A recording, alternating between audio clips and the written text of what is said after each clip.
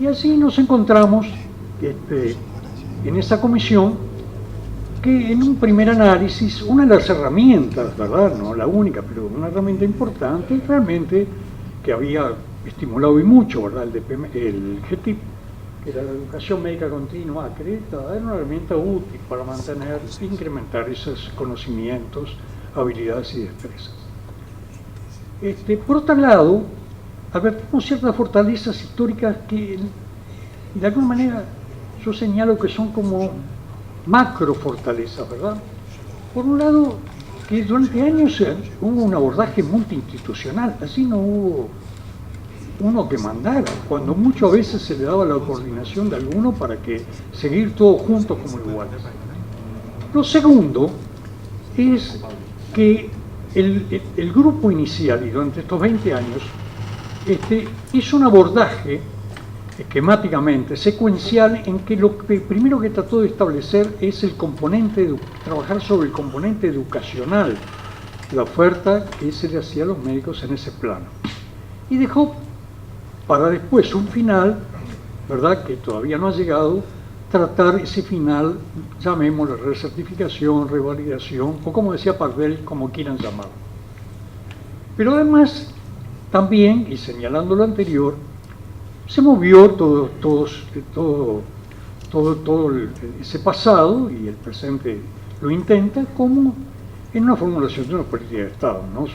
No veíamos que hubiera ningún tipo de aspecto, ¿verdad?, político u otro, ¿verdad?, o de otra creencia, o lo que fuera, que pudiera realmente definir cuál era el camino que tenía que seguirse en este terreno.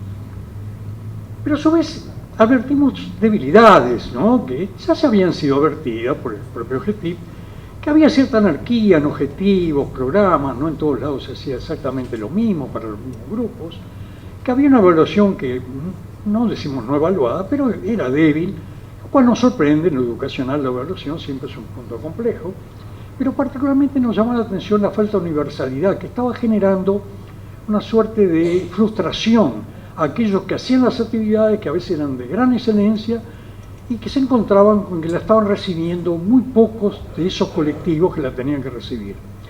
Realmente era una frustración muy grande, y bueno, qué caminos podían recorrerse para superar eso y que llegara a todos lo que tenía que llegar, que es lo que aplicamos. Entonces, durante meses, durante este año, se elaboraron 10 informes de los distintos aspectos educacionales y finalmente de una propuesta que nosotros formulamos de ir a tratar un tema que había sido solayado durante muchos años, la recertificación. Entonces, la propuesta, por supuesto, recorría en lo educacional la red, organización, acreditación, evaluación, planes educacionales, formación de recursos, financiación, incluso el análisis de los acuerdos marco. Y luego estaba ese final no tocado, en el cual ya nos planteábamos de entrada, y después diremos alguna palabra, un amplio diálogo nacional. Y en eso se avanzó. En la propuesta, por ejemplo, aparecía que en la organización se iba a trabajar mucho mejor. El colegio, por otra parte, tenía una base organizacional un poquito más conformada, y ahí podía aparecer una organización nacional, regional, departamental, más firme.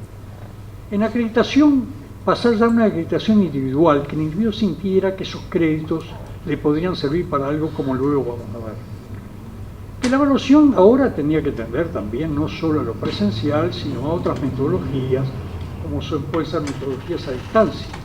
No dejar de lado experiencias piloto de recertificación voluntaria que alguna sociedad científica, por ejemplo la de pediatría, la realiza y que ofrece mucho para su análisis.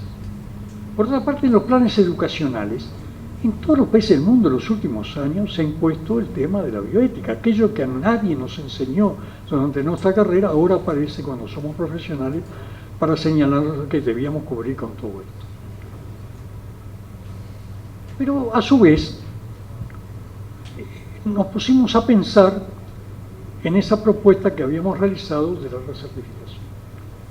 Y entonces aparecen como ambos, como todos los que estamos allí, contestes en que hay que tratarlo. Esto no tiene ninguna originalidad.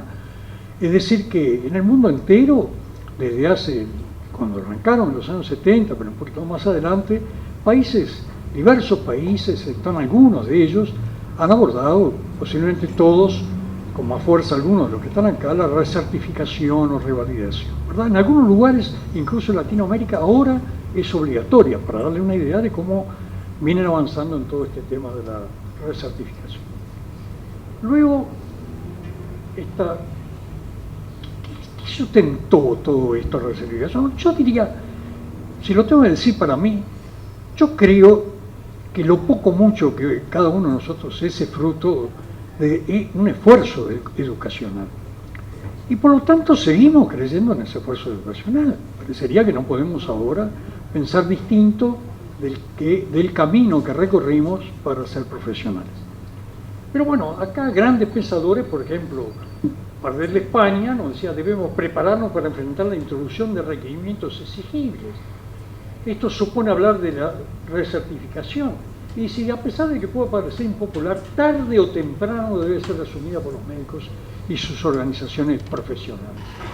Barbushin, uno de los grandes pensadores en estos campos de Canadá, nos decía: la obtención de un título vitalicio parece ingenua en esta era.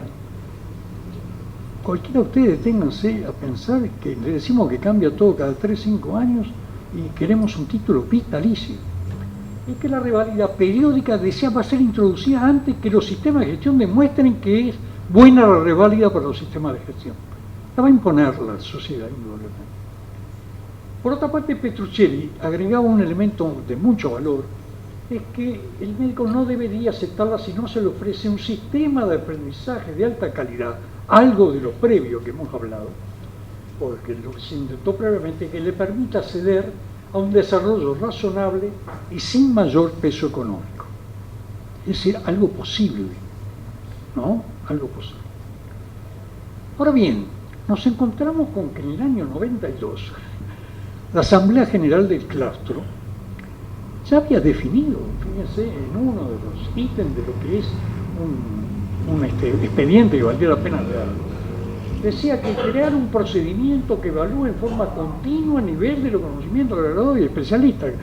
En definitiva, crear un procedimiento de recertificación o revalidación. Año 92.